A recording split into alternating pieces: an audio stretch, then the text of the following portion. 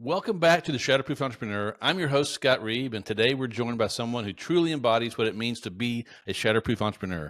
Tom Keenan has built multiple businesses from the ground up and is now the founder of Step It Up Academy, where he helps other entrepreneurs scale their businesses through actionable strategies, not just fluff. He tells you how to get it done. He's helped me a ton over the last few years. Welcome to the show, my friend, Tomas Keenan. Scott Reeb, sir. This is, I feel like this has been a long time coming. I'm excited to be here. And this is a massive role reversal for me because I'm usually the one hosting the show. So congrats, sir, on the kickoff of your show. I'm glad to be here. And as always, let's just have a great conversation and in the attempts to not just connect as good humans as we both are, but also help those who are here to listen to us. Yeah, Tom, I appreciate you coming on the show. I loved it when I got to be on your show about a year ago, and like I said in the introduction, you've been a huge part of what I've been able to accomplish over the last couple of years, and I appreciate you and wanted to be able to share that with everyone else. So today we have the chance. Yeah. My introduction didn't really do you justice. You're not like a lot of people that are in the coaching business where they've maybe been an executive in a business and they may know business, but I mean, you started out with your hands dirty. You ran a business that you worked in the business. You then shifted to another business. So you've got some real skin in this game as opposed to a lot of coaches and gurus. So kind of back up. Let's fill in some of your history. Yeah. What was your first business and kind of how old were you? Sure. I was either 20 or 21 years old. Yeah. I'm a born and raised Long Islander, right? Don't bark at me for that one. I have no control over that. But no, seriously. Started that business 20 or 21 years of age, a car stereo shop. I did custom car audio installations. And for years up to that point, I think from the age of 17 on up to that point, I had been a professional car stereo installer. Went away to trade school, got formally educated on how to do the job the right way by the pros, and brought that skill set back. And I went to trade school in Boston, brought that skill set back to Long Island where I was born and raised, and wanted to get a job and liked working on cars. And I figured out you can marry music with a car. And all of a sudden my mind was blown as a kid, like, oh, this is the amazing thing since sliced bread. Yeah. And just went out there and started building cars. And I got to a point where a lot of small business owners get, or people who are about to make the jump from employee or contractor into small business. I was working for a guy who had a successful company, and there was a couple of red flags that were bothering me inside. Now I can articulate them now as a grown adult. At the time, just being a kid, I just thought this guy was, being a four-letter word for no reason. He was holding me back into things that he would allow me and not allow me to do when it came to the styles of installation, the creativity that I had. And I got to a point where I was like, forget this guy. I know better than he does. I'm just going to go do it for myself. Can't be that hard. So 21 years of age, I started the first company, Exquisite Mobile Electronics, and I started in my mom's driveway, worked there throughout the winter, then rented a space in an auto body shop for a year and a half or so before I had enough cash flow to rent my own facility on my own. And all said and done, that business lasted 5 years before I burned it to the ground. And what I didn't account for was, I was a great technician. I knew how to install the audio systems. I knew how to work on the cars.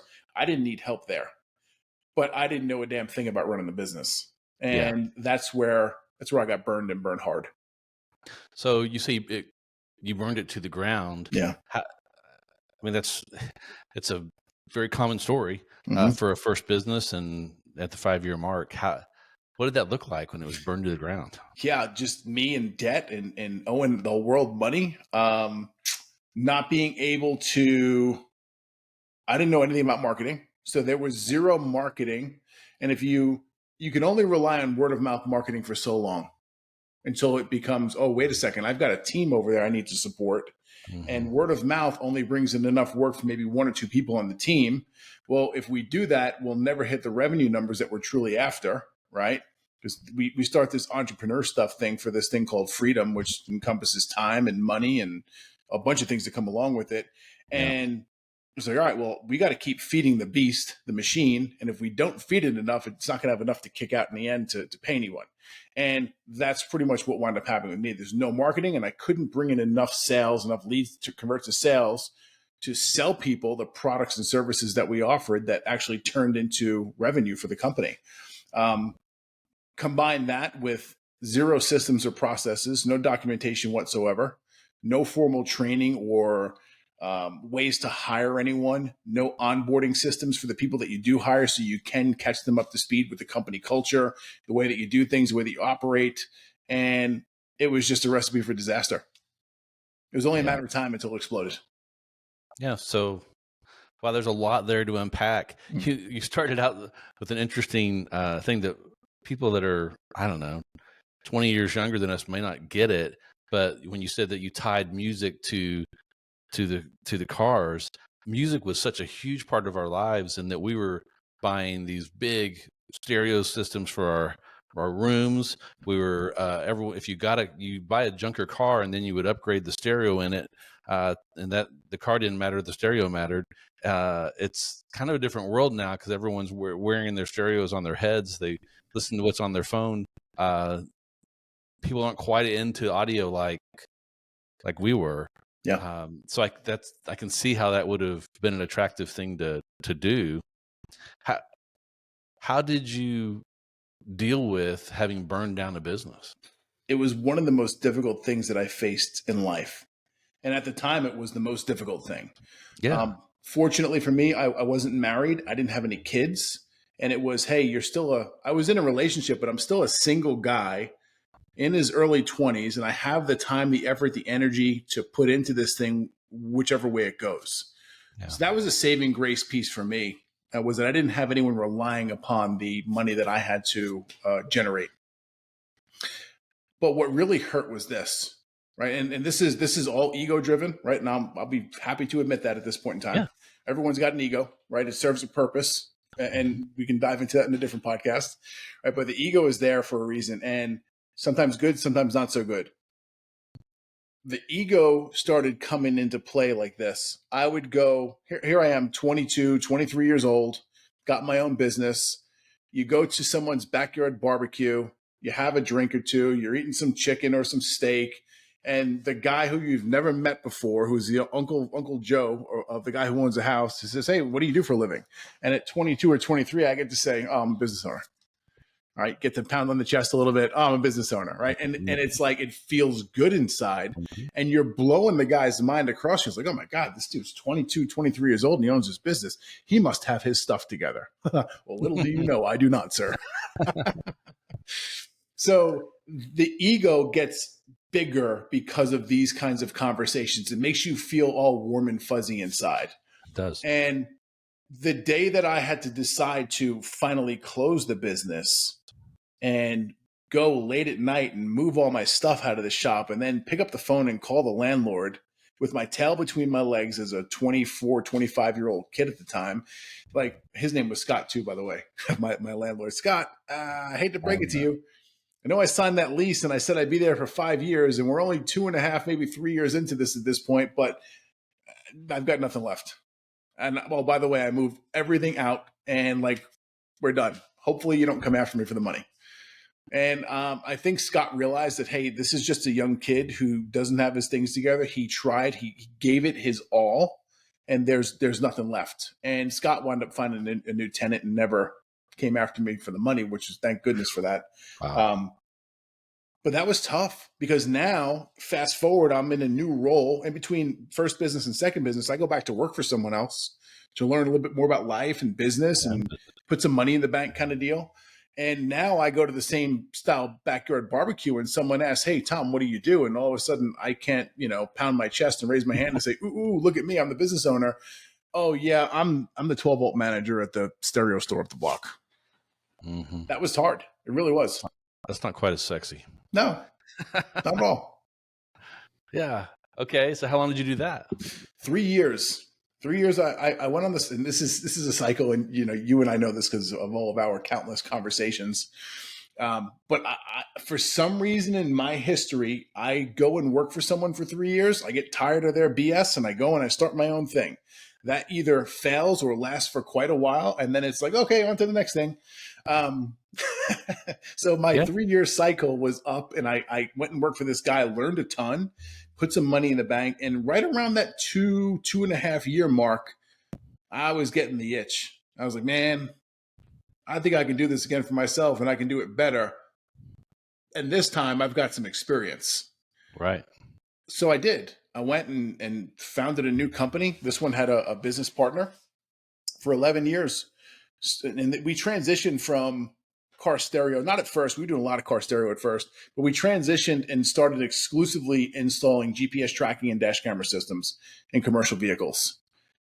And we were subcontractors. We were subcontractors for some of the biggest companies in the world who were selling the products and services: Verizon Connect, AT&T, Fleet Complete, Teletrack Navman, Geotab, NextTrack, and a bunch of other names that, the common listeners here probably have no idea what the company is. But we did it. And in this company, for the first 5 years, we remade every single mistake that I made in the first company. The reason why it didn't fail is because we had two thick, hard-headed guys who just wouldn't give up. And, kind of carried the weight of the business on our shoulders every day and walked through the trenches and made things happen. Fast forward a couple of years into it, and my wife at the time comes to me and says, I'm pregnant. Awesome. Well, now it's time to become a dad. And I don't know, Scott, what your experience was with having a kid or having your sons, but when I got that news, it was like, okay, cool, no problem. We were trying for this. And it wasn't until a couple of days later that reality hit me. And it was like, oh my God, like I'm about to bring another living, breathing human being into the world whose blood is my blood. Like, I've got to take responsibility all of a sudden. So here's this business that I've had for 5 years, and it's doing pretty good, but now it's time to get serious. And I laugh at it now because the time that I decided to get serious, I was 35 years old, right? A little late to the game. But we made things happen, started hiring coaches and consultants and working with people who had been there, done that, and saw a very rapid turnaround and growth inside the company and some of the things that we were accomplishing. Went from a team of 5 people, and by the time we were done with all these processes and procedures and doing the behind the scenes, the unsexy work that no one wants to talk about, we were up to 27, almost 28 employees, right? And with the responsibility that comes along with it too. Yeah. So what kind of books were you reading back then to make that leap? Yeah. So I had read nothing between high school and the age of 35. Mm-hmm. I was very well read when it came to technical manuals, bulletins, industry magazines, and articles. So it wasn't as if I wasn't reading. I just wasn't reading or pulling in the information that would help advance and grow me as a human being, like self-development wise. Yeah. And one of the first coaches that we hired, the guy sat me down and said, hey, by the way, if you're going to work with me, you need to read. And he dropped a book on the table. And the name of the book was, I'll have to get back to you on it. I can see the cover in my eyes. I can't see the book itself. It was, the author's name was John Warlow. And it was basically a story of a marketing agency that was trying to do everything custom for their clients. And they had to convert it into, no, these are the only 2 or 3 offers that we have. Let's build some systems, some processes and training behind it. Yeah. And now, boom, all of a sudden you've got a repeatable system you can implement into your business. And it clicked in my head reading that first book because I got to see the possibility. And that literally unleashed, it just opened me up and said, okay, that was a taste. I want more. And I couldn't get it fast enough. And I just went out there and started reading all sorts of things. Yeah. Hey there, it's Scott Reed, cutting in for a quick moment.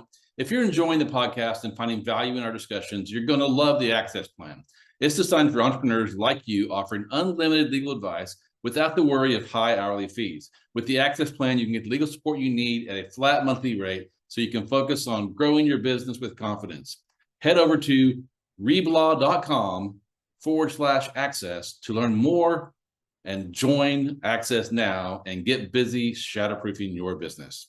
Now let's get back to our amazing guest. Yeah, John Warlow, he wrote one of the books that we use here, The Automatic Customer. Yes. But I can, the book that started me is, and it's very common, is the E-Myth Revisited. Yeah. That really got me started thinking that, this law firm really is a business, and I could run it different than all the firms I'd been a part of in the past. And I was 35 at that point, and started reading more, started going to events to learn more. We had started a networking group here locally, and it built it from just the 3 founders to like 70 people showing up on a weekly basis, and speakers were coming in. And I remember a guy named Brian Dodge came in, and I was talking to him afterwards.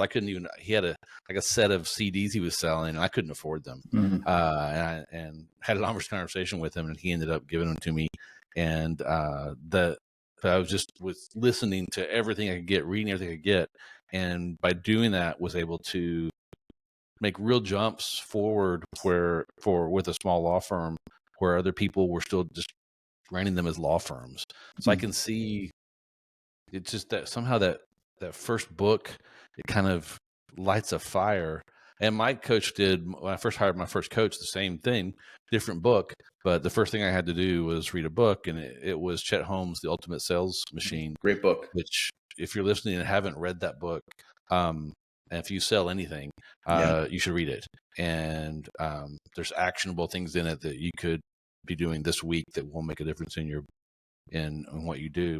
So you start down this learning journey of self-discovery. You're in this business that you've now turned it from surviving to thriving. So why aren't you still there? Couple reasons. I got tired of the industry, right? Like, industry burnout's a real deal. My true passion was in the car stereo side of the business, and this was not car stereo. Yeah. The skill set that we needed as car stereo technicians made us really good GPS and dash camera technicians. Similar work. Uncle Sam got involved, federal government, and they mandated that a lot of these over-the-road truckers a couple years ago get this device installed called an e-log, electronic logbook. These over-the-road guys used to have this logbook. They would record their hours. And now that's out the window. They can't do that anymore. They have to have this e-log device installed. Well, for those of you who are listening who don't know what an e-log device is, it is a tracking device with one accessory added to it, or actually maybe two. The accessory added is it has a cable that plugs in and it communicates with the onboard computer of the vehicle. So there is no fooling this thing. It is what it is. Tracks everything. Couple that with a tablet where the driver can actually go in and make his logbook entries. Now, this driver, there's no way he can fool the system. There's no way he can work extra hours, say he wasn't on duty versus off duty. And it wasn't a big deal for big trucking companies to already have this stuff in place because they needed it for the data analytics that came along with it so they could make database decisions in their companies.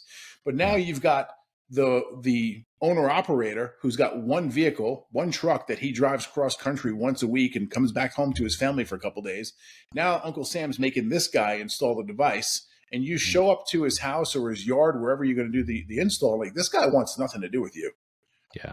So it became very transactional. And right around the same time, I had written a book, launched the book, was getting really good feedback from the book itself. I had started an industry Facebook group. It's still active today. It's got close to 2,000 members. It's called the GPS Tracking Installers. And it's funny, we do things because we have an intention usually, right? Yeah. And my intention to start this group was, hey, I need a place where we can make community of people who are in the same space, because I didn't realize how many people in the country did what I was doing at the time. I need a place to go for technical support and help. Hey, I've got this weird issue. Who's been through this before? And I'm going to be able to cultivate who the cream of the crop is in the industry and hopefully recruit them to come work for me. Those were the three main pieces of intention and why I put the group together. Yep. So did those things happen? Yeah, they did. Probably not as fast as I wanted them to. But also the byproduct of all that, which I wasn't expecting, was now I've got a platform. I've basically established myself as the authority within the GPS tracking industry, still to this day. Like, I can walk into an event or a room of those guys. They all know who I am. That was not my intention. I didn't go for that. But this is what winds up happening when you decide to get yourself out there and I'll almost say put the spotlight on yourself. That wasn't my intention, was to get the spotlight. My intention was to help others in this space too. So I was the guy who was Facebook groups are pretty new. Facebook live streaming is pretty new and hot at this point in time too. And I'm the guy who's going in and screen sharing some of the software platforms and tools and systems and processes that we've implemented into my company. Yeah. And I'm saying, guys, I'm opening my playbook for you. This is how we do everything. Take a look. And if you want to, watch the video and just follow along step by step, and you'll get a win. And that's precisely what happened. Guys started taking notice, and now all of a sudden I got people who are sending me a DM on Facebook or calling me and saying, hey, I got a problem with, what would you do in this situation? I got a problem with this. Hey, I've got an employee who is, showing up late consistently. What would you do if you were in my shoes? And I started just giving out help to these guys for free. I was looking for nothing in return. And now it's getting to a point where it's taking up most of my day. Yeah. And I got a buddy of mine, and I was down here in Dallas for an event. I was still living in New York at the time. And I'm helping these guys, and he sees me on my computer, typing back and forth with a text or a DM with a couple of these guys. And he looks over at me and he goes, what are you doing? I said, I'm helping all these guys. And he goes, yeah, you're helping them for free. Yeah. I was like, well, yeah, it makes me feel good inside. I like helping people. He's like, yeah, but you can turn it into a business. It's like, okay, never thought of that. So now that the seed's planted, fast forward a couple of months, the group that I'm in, and I'm as a client in this group, high level mastermind. I think at the time I was paying $35,000 a year for this mastermind, so not a small ticket item. And I'm in there and I'm doing the work. People start to take notice, and I get a phone call from the founder, and he's like, "Hey, we're growing this thing. Do you want to come in and work as a coach in my organization?" I was like, "Oh, you know what? That makes a ton of sense because I've wanted to do this. I don't know a thing about setting up a business or the processes or anything in the coaching industry, right? Service-based business, cool. I got that because I've been doing it for 11 years, or 10 years at this point, right? And you're telling me that you're basically going to hand a client to me who's already paid, and I don't have to worry about collecting. I don't have to worry about marketing. I don't have to worry about selling. I just got to show up and help them, and you're going to pay me? Sounds like a good deal. So I took it. And, wound up coaching for this organization for about a year and a half before we wound up changing our agreement. And that's where I kind of cut my teeth and learned what it took to work on the backside of the industry and really show up and help people. Right. Fast forward a couple of years, my position and role had kind of changed, and right around the time I met you. And then it was time to go fully into Step It Up Academy and say, all right, you know what? I'm done doing this for others. Now it's time for me to go do this for myself. And it's like, it's a repeat from me leaving the car stereo boss and going and working in my own place. I saw some things that I liked. I saw some things that I don't like. Oh, and by the way, I think I can do it better than you, so I want to give it a shot. Yeah. Yeah, very much like it. Yeah. And so I've had a front row seat for that, and it's been fun to watch. And like anything, it hasn't been a straight line trajectory up. You've had some ups and downs and learned some lessons and taken some time off, and all the things that are part of this weird entrepreneurial journey we do. Yeah. A big part of what you talk about is being an integrator, right? You're you coach people, but you often come in and work as a kind of a contract, what I would call integrator. The contrast to that would be the visionary who has all the ideas and can't get things done. That's kind of me. And then you need someone to help you get it all done. That's the integrator. Yeah. And correct. so your kind of zone of genius to me is that you know how to get things done in a systematic and orderly fashion, even if it's not a business that you have experience in. Like, it doesn't have to be the car audio or the GPS. You're able to come in and go, oh, I see what you need to change and to create this structure and systems in order to get out of your own way. Yeah. Is that a kind of a good description of what you do? It's a great description. At this point in time, I've got hundreds of businesses that I've actually worked in either a consulting or a coaching aspect. I've seen behind the scenes, but underneath the hood. And as cliche as it is to sound, like, business is business. For the most part. I don't really care what you're doing. There's certain systems and processes that I could basically go copy and paste into any business and help them become more efficient. Now, specialties like, for instance, practicing law, being an accountant, if you're a doctor, if you're a tattoo artist, there are these specialties that have very industry specific things that you need to learn and kind of figure out. But overall, there's certain things that just have to get installed system-wise into any business. And I've had a lot of success being able to do them because I've had to create them in the past for my own. Yep. And I'm really big, like the integrator part of my brain is really big on templates. So cool, we got a template, a system already in place from something else. Instead of reinventing it from the wheel for this client over here, can I take this one, go copy and paste, tweak a couple of things, change some of the language, maybe change the workflow a little bit, and now all of a sudden we've got a system up and running in a third of the time for the client. I'll take that win every day. Yeah, me too. I saw the other day on a social media post that you did, where you had a new client in my home state of Oklahoma, which I'm sure they're amazing clients. But you were sharing a win that you'd had with them, and it's something that I'm often talking to my clients about, whether it's for free or if they're paying me to coach them. Can you kind of talk about that win? And the basics of it was that there was a simple change they could make that would instantly create revenue. And it's just one of those things that I know that you do on a regular basis. And it's an idea kind of can give the audience of why you should work with Tom Keenan. This is a big clue. I actually want to back it up a little bit and give you some more context on the relationship I have with this guy, because it's a pretty amazing story. I wrote my book in June of 2019. Okay. Wow. July of 2019, I get a phone call from the president of the Mobile Electronics Association that says, "Hey, I saw you wrote a book. I want you to come speak at my next event." Awesome. I've been asking you for 2 years and you've been ignoring me. So yeah, I'm ready. Yeah. So he's like, "All right, you got like 2.5 weeks to prep for this thing. I've never spoken publicly at this point in my career at all." And he goes, "By the way, you're going to have about 150 to 250 people in the room. You've got 90 minutes. Ooh. All right. I was hoping like 30 or 40, but we'll figure it out. 90 minutes. So I spend the next like 2 weeks, whatever it is, pretty much 90% of my time is in this prep mode, prepping myself mentally and with presentations and what am I going to talk about, and just being very uptight and nervous until this day comes. So the big day comes, I speak, I do my thing, it goes well. And it was down here in Dallas, so still living in New York. And it's like a 3 or 4 day conference that I'm at for the car stereo industry. I go up to the pool bar later in the day, like my speaking engagement is done. I can kind of like kick my shoes off and relax a little bit because the real work is done. I go up to the pool and I'm hanging out there in the pool, and this guy comes swimming over and we have a 3-hour conversation.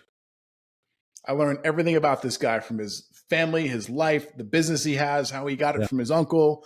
Unfortunately, his mom had just passed away. Like, we talked a lot about life and business because they're one and the same. They interact and they just flow together. Yeah.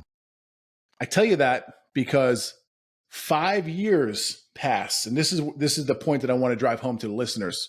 Because what I find now is a lot of the youngsters who get into business, Scott, they want the ROI immediately. Yeah. 5 years go by. This guy shows up to all of the events that I speak at for the MEA. He sits in the front row. He asks the questions. We communicate outside of it as well. 2 weeks ago, he pulled the trigger and signed a deal with me. It took 5 years of nurture and follow up with this guy. That's a long sale. So long sale, but the timing was right for both parties, right? Yeah. Show up and go into his facility, spend 6 hours with him and his wife, right? Going through everything. Get to tour the facility, get to see behind the scenes. You know, what does your inventory look like? What does your inventory process look like? What does your install bay look like? Can we make this more efficient? Can we clean it up and give the overall building more curb appeal with the intention of more people stopping in for foot traffic purpose? Yeah. Oh, and by the way, we're going through all your numbers and your sales. Hey, I got a question for you. When was the last time you raised your prices? He goes, I haven't raised my prices since COVID or before COVID. Oh, wow. It's like, okay, so here's the next question I got for you. You got a lot of people who come in because, like, in the hours that we've been sitting here in your store, I've watched a lot of foot traffic come in and out of your place. He goes, yeah, we got a lot of people who walk in each and every day. All right, awesome. You're an established business. You've been in business 27 years or something like that. Like, people know who you are.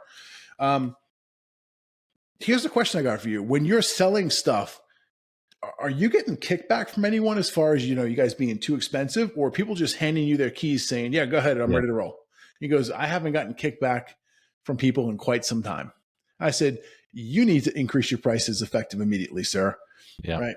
So that was the last 15 or so minutes that I was there. But what we uncovered was if he increases prices by 10% on his labor alone, we're not talking about the products, labor alone, that's a $55,000 increase in gross sales. That more than paid for the investment that he had with me in Step It Up Academy. Yeah. Matter of fact, he can hire me again and I can still show up for some more. Yeah. Right. So, here we go. That was day one of a multi-month contract that I have with this guy. So within the first day, we uncovered this massive win. And my question, and I put it up in the Facebook post, is what happens when we keep peeling back the layers of this onion? What else are we going to uncover and help you enable, or the win that we can help you achieve is inside of your company? It's basically what it comes down to. Yeah. And that's the power of coaching and consulting and having someone else peel back those layers. Can you do it yourself? Yes, kind of. But it's just really difficult to see the forest for the trees. I mean, you're in the middle of it. You just can't see it. But someone with Tom's skills and vision can come in, and as he peels back those layers, he knows what he's looking for and can see these things that you're just never going to see. Or if you do, it's going to be way too late. Yeah. So I really encourage you to find, if it's not us, if not Tom, find someone that can come in and help you see that different perspective. And it shouldn't be a one-time deal. Yeah. I have different coaches for different things that we're doing, but I almost always have a coach that's working with me on something in my businesses, because I don't know what I don't know. Mm-hmm. I also don't know. I may be seeing things incorrectly. I may have the wrong perception because I'm living in a vacuum and everything that I say sounds great. And so you have to have someone that's willing to say, no, that didn't make any sense at all. Why are you doing it that way? Stop doing that. Do it this way. And that's the power of having someone like Tomas on your side. So, I would really encourage you to reach out and figure out if that's a good fit for you. And if it's not a good fit, the great thing about Tomas is he's got a huge network of people. So he might go, you know what, I'm not the right person to fix your business, but I know who is, and he'll get you there. Because the story he told you up front was he was helping people for free, and he helps people for free still. It's not.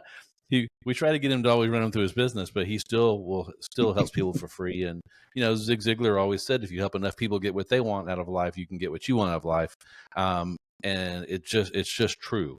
And so you want to be helping people, but that doesn't mean you can't charge them. So, Thomas, what's the best way for the listeners to get a hold of you if they want to see if Step It Up's a good fit for them? Yeah, keep it simple. Head over to connectwiththomas.com. There's no H in my name, so it's actually Tomas. Connectwiththomas, TOMAS.com. And it's a landing page that has links to every place I live on the internet. And on there, you will find, obviously, my websites for TomasKeenan.com, my personal brand, which has my book and stuff on it, and also Step It Up Academy. But you'll also find a link there to book a discovery call with me. It's a free call, no obligation. You and I hop on a call, a Zoom. We'll spend 30 minutes. We'll dive into your business. And like you said, Scott, I'll do those all day long, right? And I like doing them. I like actually coming up and offering solutions in those calls with people too, so they can get a taste and experience what they're about to get. Yeah. And it's like, hey, if I'm not the right guy for you, I will tell you right up front, like, you know what? You're looking for a sales manager or a sales trainer. Like, yeah, could I help you? I know enough about sales to be dangerous, but I am not the sales guru. Let me bring you over to a buddy of mine who exclusively does sales training, kind of thing. Yeah. Yeah. That's the great thing about, like I said, he's got this really wide network due to his history. And so reach out to Tomas, take advantage of that offer, and see if it's a good fit. Tomas, thanks so much for coming on the show. It's been a blast getting to dig a little bit more into your past. And there are some things that I wasn't aware of, and so it was even new to me. I really appreciate it. Just want to offer you a blessing that everything you do in life will be blessed, that you'll have favor and wisdom and that you and your family will be safe and protected, and that Step It Up Academy will continue to change lives. Ladies and gentlemen, until next week, stay shatterproof. Thanks, Scott.